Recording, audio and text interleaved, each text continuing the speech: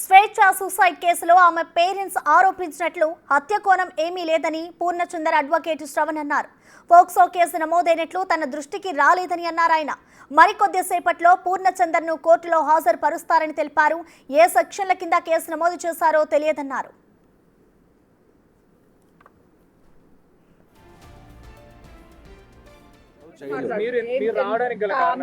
లేదు, ఏ సెక్షన్స్ పెట్టినారు ఒకసారి ఆ సెక్షన్స్ ఏం అట్రిబ్యూట్ చేశారు అని చెప్పి తెలుసుకోవడానికి మాత్రమే వచ్చిన, కానీ నన్ను ఇంకా అలో చేయలేదు.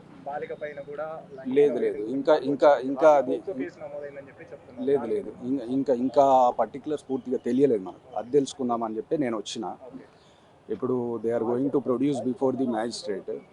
అది ఎంతవరకు వచ్చింది, ఏ సెక్షన్స్ ఉన్నాయి, ఎఫ్ఐఆర్ కాపీ రిసీవ్ చేసుకుందామని వచ్చినా కానీ నన్ను అలో చేయలేదు ఏసీపీ గారు.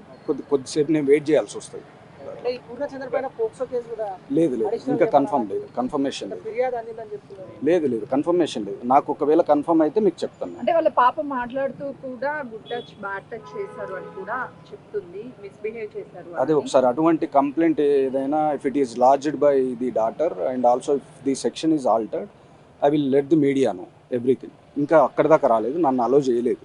ఓన్లీ తాను మీడియాకి రిలీజ్ చేసిన లేఖ మాత్రం నాకు తెలుసు, అంతవరకే.